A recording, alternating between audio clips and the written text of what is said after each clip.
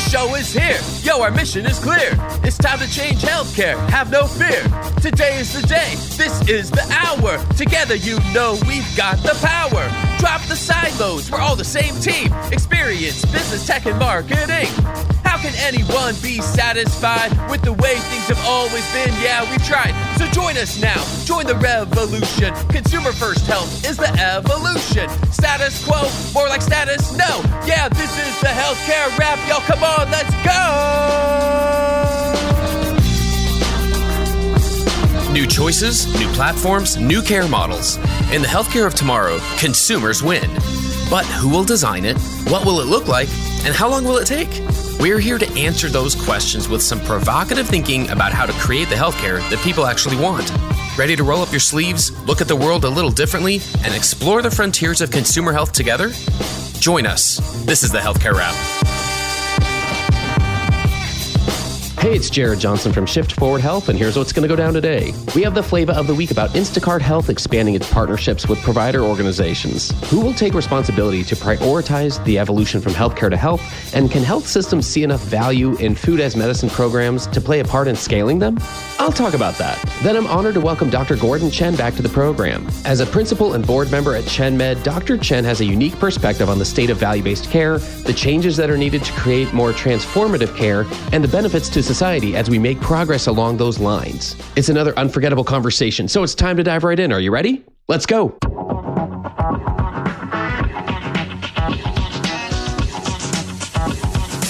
Flava of the week.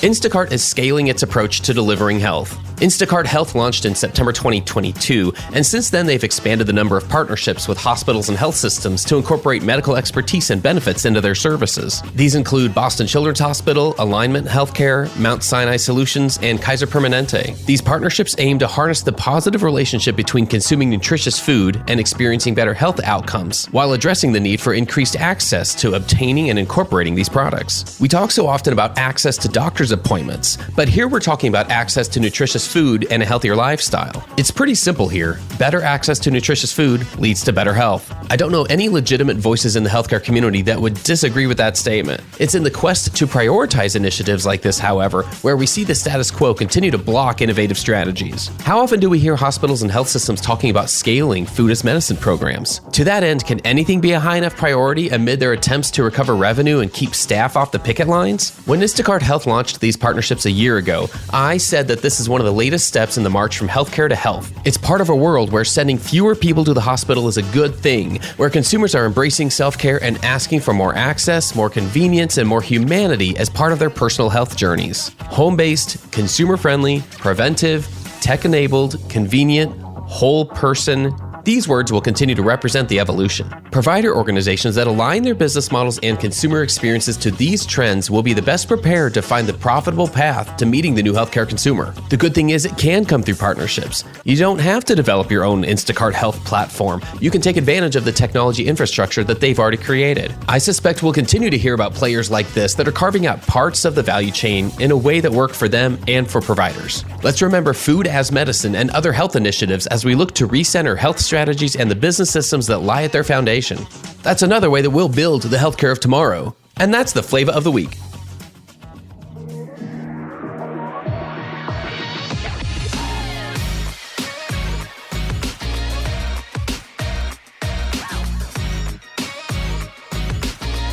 The flow. Hey everyone, welcome back. Let's get into the flow. I am pleased to say we have a very special guest today. Please give it up for Dr. Chen. Dr. Chen's back with us, the author, principal, board member at ChenMed, and we're really excited to have him. Dr. Chen, welcome back to the Healthcare Wrap. Hey Jared, thanks for having me back. Yeah, it feels like we're doing like an annual checkup on the industry, I guess, or I'm just glad to have an opportunity to check in with you. How are things been going lately? I know since we last had you on, it was last September. Since then, you've rolled out a YouTube channel. That's one place maybe we could start today. I'd love to hear how that's been going and kind of what was behind that. The YouTube channel is designed to really stretch people in healthcare and to think not only about their own personal leadership development and how they can stretch themselves and stretch the people around them, but also designed to help people to think more broadly about healthcare transformation? What do we need to be thinking about even outside of healthcare, the interactions? What can we do as a society to focus more on health and wellness?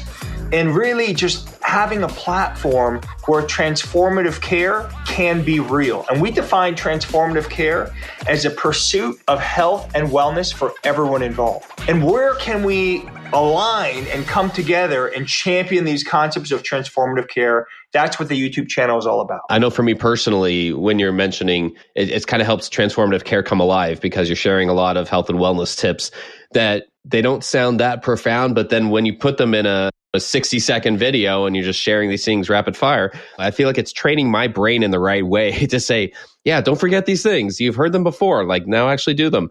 So I really appreciate the format there. I don't know what type of feedback you've been getting. I imagine it's been really good though so far. Yeah, no, it's been great. And it's wonderful to get like-minded people to have a space to challenge the existing system. And also for people that are thinking differently, we'll welcome those points of views that are not mainstream, right? Because we really need to think differently in order to get a different result in healthcare. Yeah, I love it. I think right along with that, we can kind of talk about some of the milestones that ChenMed has been celebrating. So you last joined us last September, so a little over a year ago. Tell us what has been happening in the world of ChenMed and what's been going on, what types of things you've been celebrating in that year since then. Well, ChenMed had another record year of growth in terms of membership. I believe it's about 50,000 new members since last time we spoke. And so currently we're in 15 states, 130 medical centers. We're growing about 30% year over year. And we brought in just really talented leaders. We have Steve Nelson as our president. Steve used to be the CEO of United Healthcare. And obviously, he's bringing a tremendous amount of experience, and some other leaders have joined as well. Our family has taken a bit of a step back from the day-to-day operating, and we're trying to empower our other leaders to really drive things forward. And we have a goal by the end of the decade to reach 700 centers and serve over 1 million patients. And we want to be the provider that's the most trusted in America with industry-leading outcomes. So high vision, a big task for us all to go after, and we're really excited that we have this amazing management team in place that is bringing their best every day. Well, I imagine it's been a minute since you haven't had a day-to-day operating role. What has that been like? So it's only been, let's say, 2.5 months since Jessica and I have kind of stepped back from our leadership roles. I used to be the chief medical officer, and Jessica, my wife, used to be the chief clinical officer of ChenMed.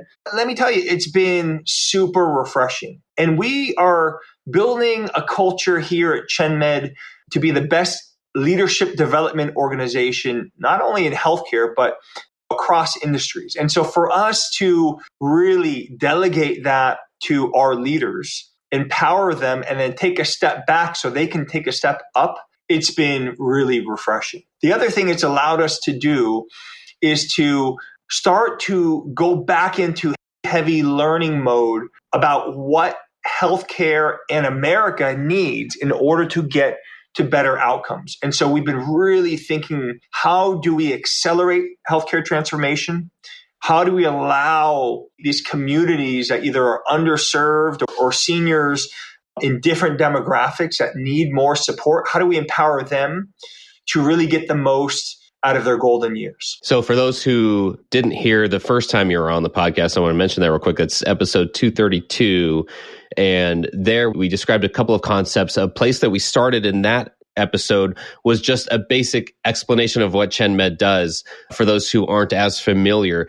That might be good for us to do a refresher real quick on that. Can you give us a layperson's explanation of what ChenMed does and what makes it unique? Absolutely, Jared. So what ChenMed does is it brings amazing, mission-driven, talented primary care providers and their care teams into communities across America where there are seniors that want affordable VIP care. And what we do with these really talented PCPs, they function as the quarterback of our patients' care. They only have 450 patients on each of their panels, so they can really dive into giving their patients dedicated support and oversight and build a strong, trusting relationship. And really, what those relationships, as they're being built, are designed to do is to help our patients, our seniors, to live longer and live better, starting with what can we do to help patients to avoid preventable hospitalizations. And so we're able to cut hospitalizations by 30 to 50%, just cutting out the ones that are avoidable through more proactive, preventative approach. And these are the bread and butter hospitalizations that you kind of have as a physician, you scratch your head and you go, why do these still occur? Why do people get admitted for heart failure? If we would have caught it earlier, we would have prevented those hospitalizations. And so once we're able to go into communities and really start to transform the care of the individual seniors, one senior at a time, what we find is the broader community transforms because you're focusing on the sickest population in that community, seniors that are otherwise falling through the cracks, and you're building a safety net for them, and then you're helping them to live longer, live better. The cascading impact on them, their families, their communities, in addition to hiring locally and pouring in world-class training and development into many of these underserved communities, has a transformative effect. And once we're able to do that, about 2 years or 3 years into it, these medical centers become self-sustainable, and we can then pour into other new communities that also need our transformative model. All right, well, let's dive into a couple of the aspects of that model then. I think one of them is absolutely the risk aspect of it, the value-based aspect of it. Can you give us a state of the state of kind of a macro level? What's going on with value-based care in the U.S. right now? I see a lot of headlines, and I guess it just helps me to have someone's perspective as yourself, who sees it probably from a clearer perspective than I do. What are you seeing overall? Like, what are some of those macro trends going on? Are we seeing some progress overall with value-based care? I'm just curious what you're seeing in the industry right now. Well, Jared, ChenMed is a full risk model. And so we're on the extreme end of value-based care to the point where we don't really call ourselves a full value-based model. We're more of an outcomes-based care model, and we call this transformative care once it's able to scale. And because we are full risk, that means that we have the ability to use our resources in a way that drives better outcomes. And we can think about the whole patient. We don't need to think about segments of the patient, or we don't need to think about transactions or the fee-for-service kind of transactional care mindset. We're able to think holistically about our patients and then create something that helps them to live 5 to 7 years longer. And that's what we're seeing. We're seeing our patients living longer and living better. But what's happening broader in the healthcare ecosystem is many of the health systems that have tried to dip their toe into value-based care, they really haven't been that successful. In fact, between the patients and the providers, the physicians, the caregivers that are stuck between a fee-for-service model and also a value-based care model, that actually increases complexity for the system. And it's very difficult for many of these systems to be successful when they're trying to do two different things at the same time. Focus is very important. And so basically what we're seeing in the broader healthcare ecosystem is we're seeing a lot of health systems try value-based care and really fail. We're seeing some value-based organizations like ChenMed really grow and thrive and disrupt in a positive way, and that's accelerating. I think that will continue to accelerate. And the people that are trying to do both, it's just not feasible. So there are systems that are only fee-for-service, and they understand that value-based care is becoming more and more of a reality, but they continue to focus on fee-for-service. So we're seeing health systems and groups kind of declare themselves one way or the other. Are you value-focused or are you transaction-focused? But doing both is difficult. So it sounds like we could get to a better place in our country as far as providing care as ChenMed does grow, as other outcomes-based care models grow. Like if there's more of that overall, and you have organizations that are not trying to do both at the same time. I think you described it in your previous interview here as having a foot in two boats when you're trying to do both things. That's what I'm hearing, is that this is a reason for us to champion the growth of ChenMed's model and the outcomes that are coming as a result. That's right. And I think the country needs more voices, more examples of how value-based care can work and how you can really just focus on what patients want. And they want better outcomes, right? They don't care what it's called. They just want a quarterback for their care. They want someone to help them with all of the aspects of their care and translating this complex healthcare ecosystem to simplify it, to say, hey, what do I do next? How do I live longer and how do I live better?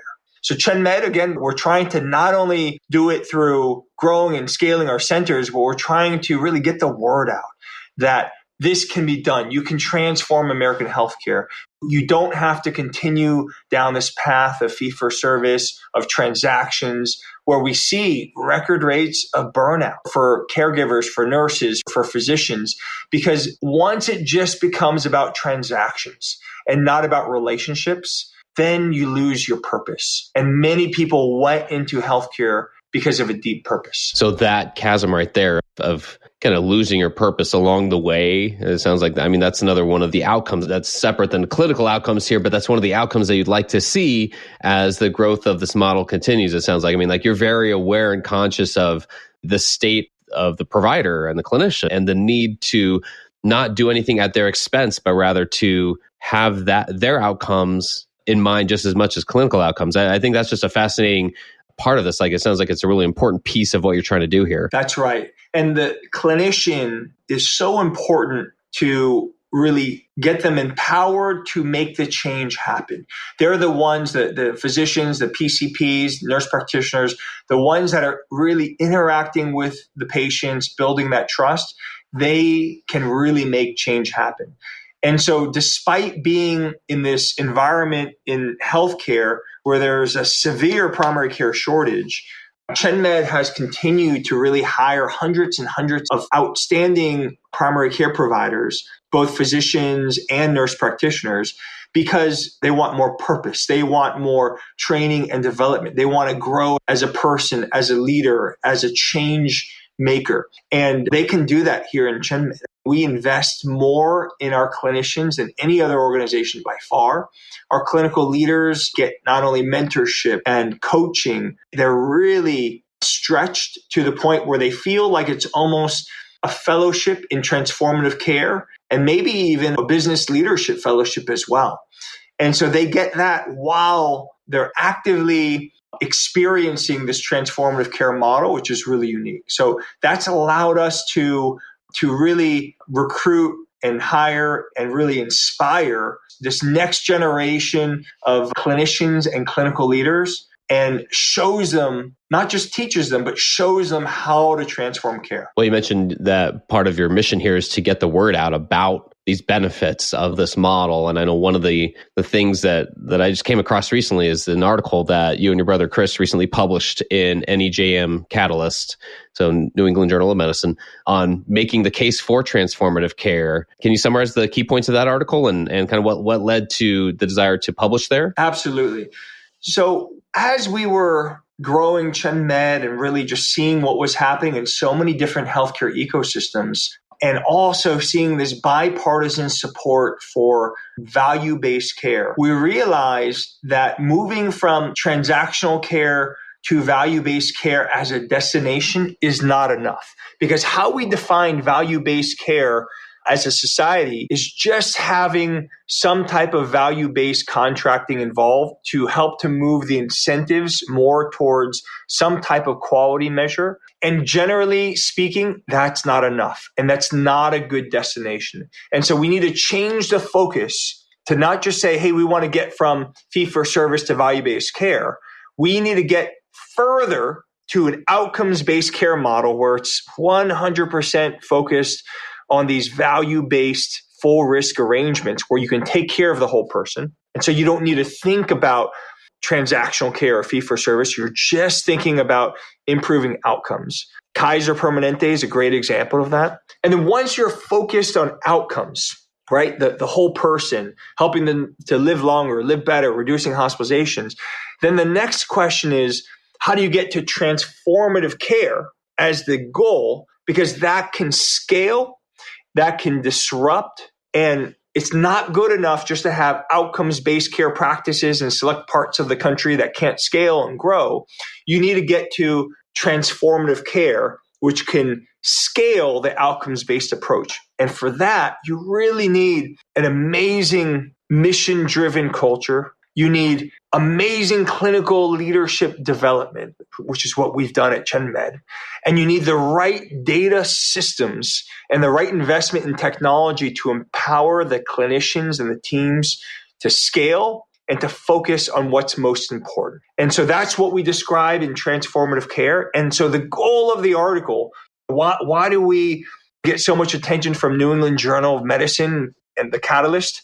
We get that kind of attention because America needs to start to think differently, because we've been talking about value for decades and we haven't seen the changes that we need. So it's time to evolve towards transformative care. I think it's such an important discussion here. And I know the goal, we're advocates on this program. We're evangelists for these types of transformative changes that can happen to provide better care ultimately, to make care ultimately more accessible, higher quality, better outcomes, all the goals that we have here. There are paths to do this, and that's an important part of the discussion that we like to have here on this podcast.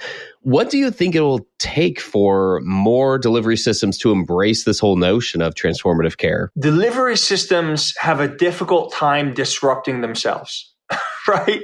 Who wants to really disrupt what is working for them today, although they know that it's not sustainable. They know it won't work for them tomorrow.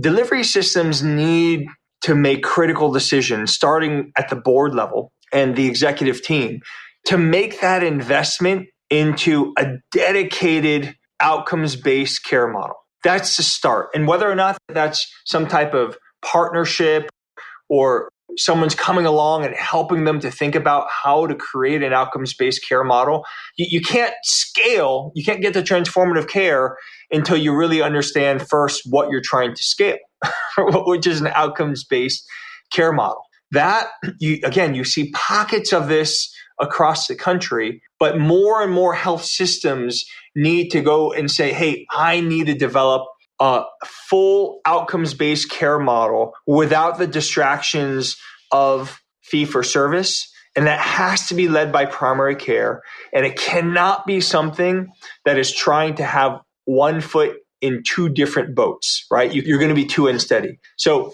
these health systems need to make that investment or decide against it, right? One way or the other, but they need to know what their plan is to meet the needs for the future, not just for today. Well, I want to honor the care that you put into developing physicians along the way as an absolute critical part, if not the very center of this process that you're describing.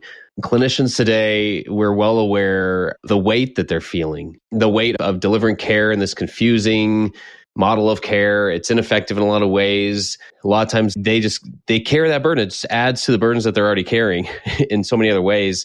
What message do you have for clinicians who are feeling that weight and they're not even sure where to go, what to do, or how to improve or change any of these things in your life? What do you tell them? Well, clinicians need to know that if they're working for a transactional care model, then it's going to be a practice where they're pushed to see more patients in less time, and they're pushed not necessarily to make the impact on the patient's health, but they're pushed to complete as many transactions as they can. And that's just a reality of being in a fee-for-service model, right? Incentives really drive behavior. And so if they're incentivized, if their CFO or their executive team is incentivized by more transactions, well, then they're going to be encouraged to have more transactions. And we know that it's not the transactions that lead to better health. In fact, more transactions, more procedures, more hospitalizations, we know all of those things are actually linked to worse outcomes. So What I want clinicians to do is, number one, have more awareness of the type of practice that they're in today. Are they incentivized just for transactions, or are they incentivized for health? The second thing I want them to realize is if they want more of a tie-in with the impact to the patient, more of a tie-in to purpose in medicine, then there are options available. Not just ChenMeds of the world, right? But there are many practices that they're incentivized to build strong relationships, provide great service, and to focus on outcomes. And for that to occur, I want clinicians to know that they need to develop themselves to level up their influence skills. Because once you are responsible for someone's health, well, then we need to start flexing the EQ muscles, the empathy muscles, the muscles that help us to build trusting relationships with patients and actually change their behavior. And then you go from just a clinician that's an expert to a behavior change expert. And that's where healthcare needs to go in order to have downstream the impact that we want to see in patients' lives. We want them to make better life changes in a way that supports their health. That means taking the right medications and stopping to take the wrong medication. So I want clinicians that are struggling to really hit the timeout button, reflect on where they're at today, and really be intentional for where they want to be and how they're going to build purpose into their practice. Now, what about the other side of that? The consumers, the patients, everyday people, their families, their caregivers. They're often struggling to navigate the healthcare system. The last time we had you on, we described the story of your own family, of your father, and the story that was in the book about struggling to navigate the healthcare system, being in the healthcare system and struggling to navigate it so much. And I don't think it ever gets old to think about consumers, how to help them navigate that. What message do you have for them, for anyone who's trying to struggle as they navigate their own healthcare journey right now? We've been there. We've been there. We've struggled as a family. We've worked through this broken healthcare system, even as a family full of physicians, just navigating the complexities, the challenges, the fragmentation. It is not easy. And so, especially when you're potentially facing life-threatening situations, it's very difficult. And so my message to the consumers, the family members, is really know what type of organization that you're trusting with your health. Know how they're incentivized. Are they incentivized to do more to you, or are they incentivized to coordinate care in a way that leads to better health? The other thing I would suggest is they need a quarterback for their care. Right? It's not good enough just to add more chefs to the kitchen, right? And you don't know how the food's going to turn out. You need someone that can really be accountable for bringing all aspects of the care together and translating that in a way that you as a consumer can understand. That is critical. And so the principle of having a quarterback for your care and having accountability in healthcare, not everyone being accountable, because when everyone's accountable, no one's accountable, but really having point accountability for health, those are the systems that I would choose. Lastly, really just understand every system has great providers, and every system has providers that maybe aren't so great, right? And so to know that you have choices, not only in how they're incentivized, how you relate to them, how they connect with you, and are you able to build a trusting relationship? Because these relationships, they're holding important, life-changing decisions in their hands. And so you need to have that strong relationship built upon trust. I will second that. I feel like we don't need any more chefs in the kitchen either. It's so important. And it's the natural thing to do, is to put more people in the mix and get them involved there. So I love that. I love the thought of a quarterback for your care. And I love the thought of recognizing that none of this comes at the expense of the clinician's needs. I love how you've been able to draw a balance between the two and not say one comes at the expense of the other, one's more important than the other. This is absolutely a symbiotic relationship here between those providing the care and those receiving it. And as we all recognize that there is a place we can go, there's a destination here, there's a place where things are improved, where outcomes are improved, where that day-to-day sense of frustration is lessened on both sides of the aisle. Here, I love just the thought of recognizing, we are trying to move the needle here. We're trying to get to a different place. If you think that that destination has changed, or if you think it looks the same as it did maybe a year ago when we last chatted, like on the short-term horizon, a few years from now, the types of things that we'd be celebrating in healthcare, the types of progress that we hope we're achieving through some of the methods you've described here, these processes of scaling, the concept of transformative care. What do you hope that we're celebrating in healthcare 3 to 5 years from now? Do you think that's changed? Absolutely. I think it's evolving. And 3 to 5 years from now, not only would I love for everyone in healthcare to have a very clear understanding of what transformative care is and why it's so important for America, that I think would be fantastic, but then also broadening the view to start to take a more societal view of what's driving our health and our outcomes. And it's not just medical care. We know that medical care can account for about 15% of the impact on health. But we know that taking a much broader view, and this is why when we talk about transformative care, it's the pursuit of health and wellness for everyone involved. And there are 5 key drivers of transformative care. There's a personal, a community, a physical, a nutritional, and a spiritual.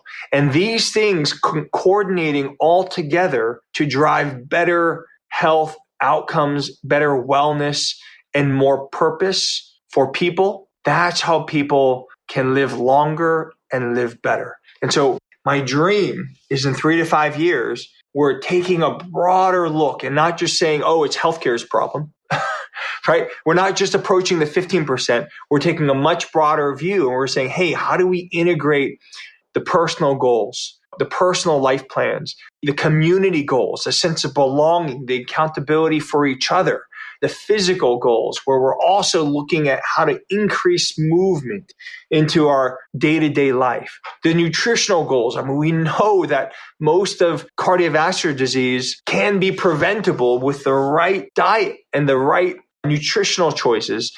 And lastly, I think as a society, we've lost that spiritual component because that spiritual component brings a deeper sense of meaning and purpose that you can tell our society today is lacking. And so my hope is these 5 drivers of health and wellness that you need to reach a transformative care result that everyone knows about. You've given us so much to think about today. I greatly appreciate your time joining us today.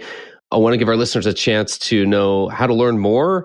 What's the best way for them to connect with you personally and to, when we mentioned the YouTube channel at the beginning, what's the best way for listeners to learn more and connect with you? Well, Jared, they could follow me on LinkedIn. Just look me up, Dr. Gordon Chen on LinkedIn and follow me. And then also continuing to follow my YouTube channel, Dr. Gordon, and there'll be more coming out on transformative care. Outstanding. This has been such a pleasure. And that's a wrap for this episode. I've had the absolute pleasure of speaking with Dr. Gordon Chen. Thanks so much for joining us today. Thanks so much, Jared. Look forward to our next checkup.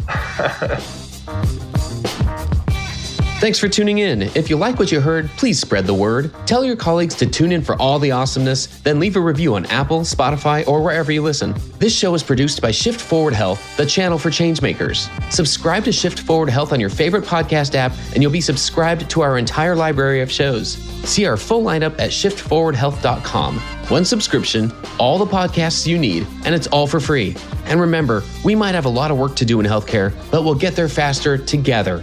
Thanks again.